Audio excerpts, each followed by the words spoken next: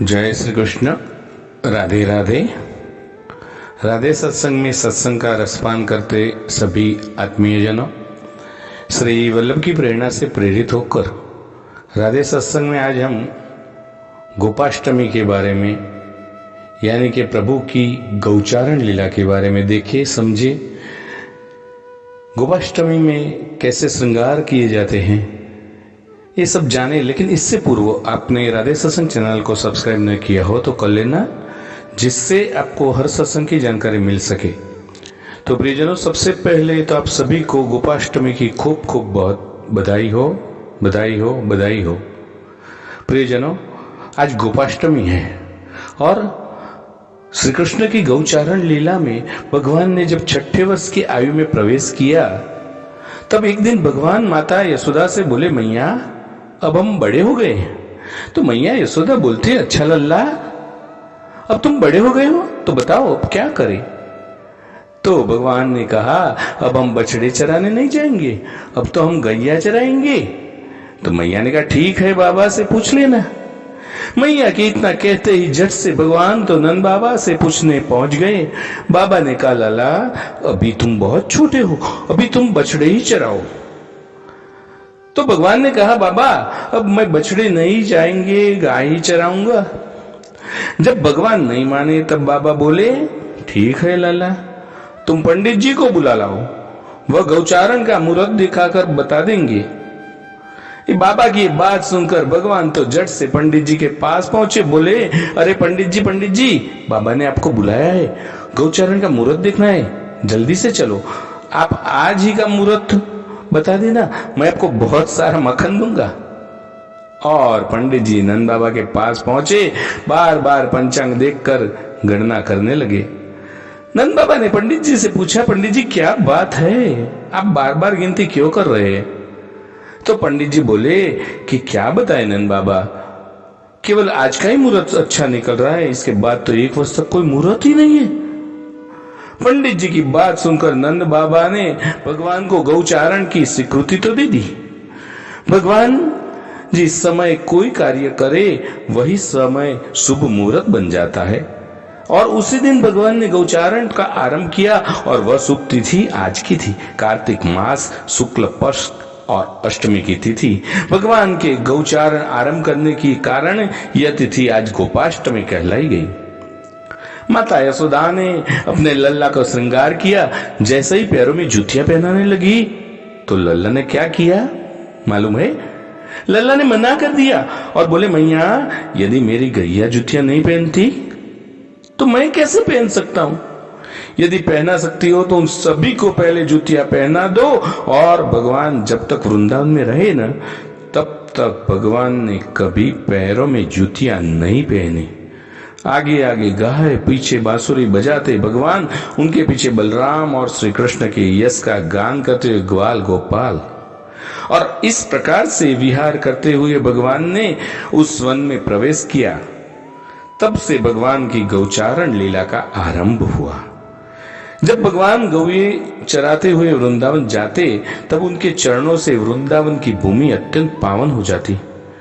वह वन गौओं के लिए हरी भरी घास से युक्त और रंग बिरंगी पुष्पों की खान बन गया था। प्रियजनों, ऐसी आज गोपाष्टमी है और आज की गोपाष्टमी के दिन प्रभु के श्रृंगार में मुकुट पे गोकर्ण आता है।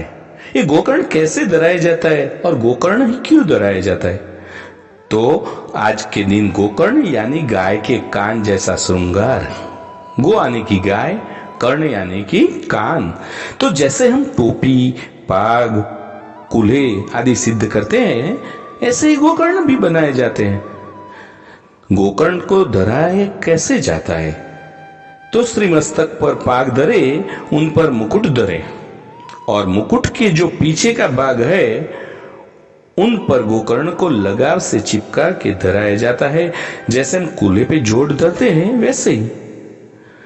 श्री ठाकुर जी को गाय अति प्रिय है और अष्टमी के दिन प्रभु ने गोचारण का प्रारंभ किया, इसलिए गोकर्ण का श्रृंगार धर के श्री ठाकुर जी गायों को बुलाते हैं। कितना सुंदर भाव है प्रियजनों कि गोकर्ण को देख के गाय दौड़ी दौड़ी आवे। गोपाष्टमी के दिन सेवा क्रम में क्या क्या पहुंचते हैं, तो सभी लगभग गोपाष्टमी के दिन एक प्रक्रिया तो जरूर करें कि गायों को गोग्रास जरूर दें। हो सके तो खाने से पहले गायों को खिलाना चाहिए, भोजन कराना चाहिए। गाय न मिले तो गौशाला में जाकर गौग्रास नहीं तो बाहर से गुड़ खोड़ घास कुछ भी लेकर गाय को खिलाना।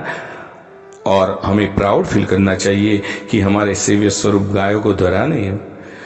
गायों को इस तरह से धराने के बाद चराने के लिए पधारे। प्रियजनों, गाय एक व्रज भक्त का ही स्वरूप है। गाय का स्वरूप देखिए तो व्रज भक्त ही है। व्रज भक्तों के जैसे कजरोटे नेत्र है, व्रज भक्त जैसा मुग्ध भाव है।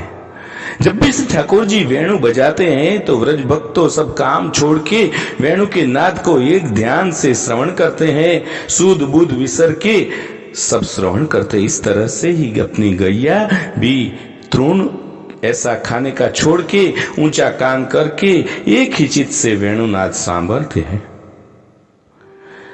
तो इस तरह से ये नादामृत का कान रूपी धुना से पान करते हैं और इसीलिए तो व्रज भक्त के भाव रूप ही है।